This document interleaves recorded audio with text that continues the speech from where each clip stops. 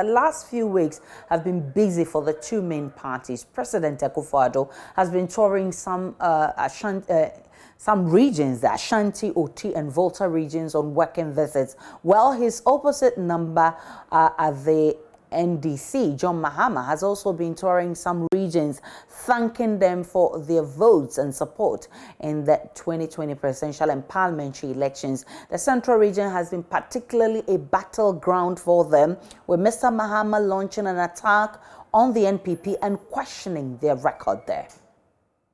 Some of the 2 million omo penalty bibia kata omo ni so make sure omo say montana akunja in Sudan it moon you don't understand, you don't know how it is to sit on it, and now montana so it is say enti Indian government say o yebe boamo no import e sichire abraham me won abemu ni import e sichire $200 and something million, almost $300 million worth of sugar every year, and I say e betimi esif self action dey en sorry enko bibia. Enti phase 1 of the project, any factory no, and you see, almost sugar in your priority.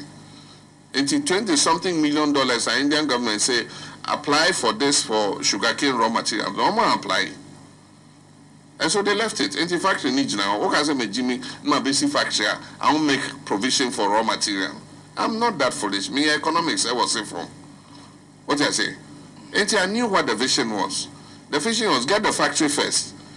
NTC started producing, we'll have a processing plant. Well, today President Akufo-Addo is in there and has been responding. So are these political parties effectively readying themselves for 2024? Why is this coming in so early in the day, considering 2024 is a long way out? This afternoon, we are analyzing the rationale behind this early start to campaign, especially at a time the two main parties don't yet have candidates. And joining us for this conversation is Dr. Kobi Mensah, a senior lecturer at the University of Ghana Business School. He's also an expert in political communication. I'm grateful for your time, Dr. Kobi Mensah. There are growing concerns about the thank you tours, the visiting, the familiarization tours, and also the battle about who has performed better. Does this look like a 2024 campaign launch? Right, thank you so much for having me. Certainly, we say that political parties these days engage in what we call the long campaign. Globally, we have observed that political parties don't these days wait until the election period for EC or any electoral body to declare that the campaign is on for them to start it. They have devised so many ways, of making sure that they can keep their presence in the minds of the people. And so, yes, the long campaign is here. We have seen it over and over again, and it's playing out, again. Don't forget, immediately after the national elections, political parties have their internal elections as well. They have their internal competition.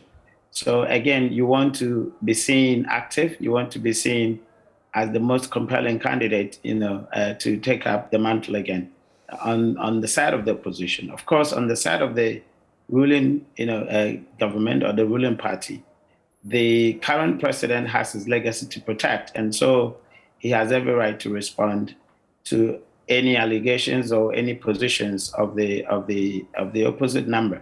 And so you would find that whenever a statement is actually made by the opposition leader, it would not be left unattended. They will make sure that they attend to that particular statement, because it is believed that if you do not respond to that, that becomes the narrative. People take it over and it becomes your image as well. So they will definitely respond to that. So if it is it not too early, considering that this hasn't been the trend over the period? What could be triggering this early start? I mean, remember that globally, the political system is changing. These days, we do not have only the traditional media, we have social media. People are constantly asking or demanding from political parties. People are actually checking, what it is that you're doing. If you're an opposition leader and you do not actually be seen active, your people are not going to have that confidence in you. You need to show momentum. right from every time, right from the last election, you have to show that, the momentum is on your side. Don't forget, they have leadership battle to fight internally.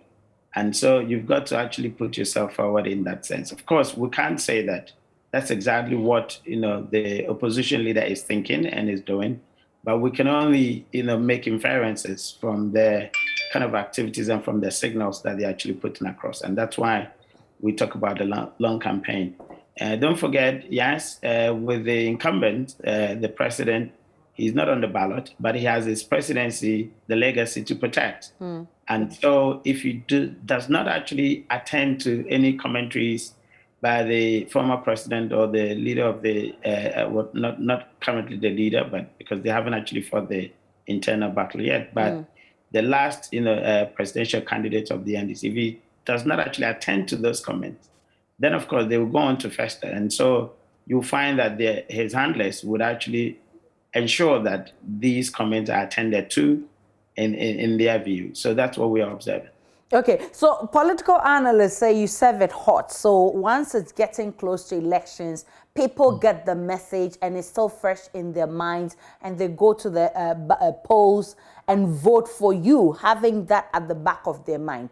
Starting from now till 2024 is quite a long time. I mean, how far or how less will this go to affect the fortunes of these political parties?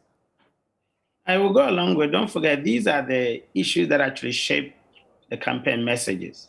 And again, you're mirroring and looking at what the responses of the people are, which of the messages resonate, which of them is not resonating.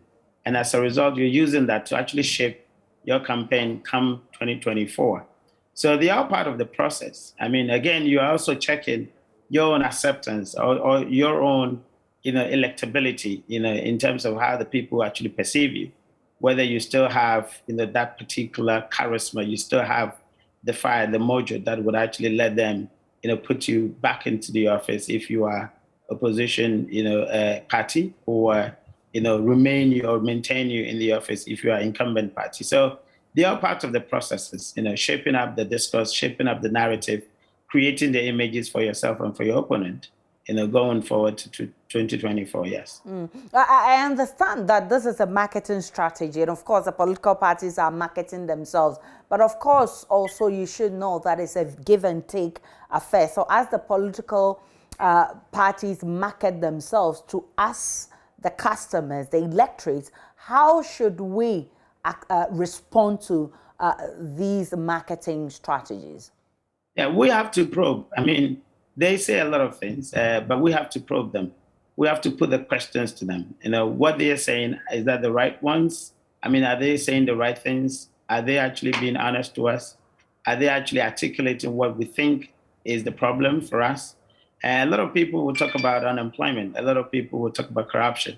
A lot of people will talk about so many other policies. But don't forget, there are other things that is also, the society is concerned about, especially when it comes to our brothers and sisters who are, otherwise physically challenged. Are we actually hearing anything from their side?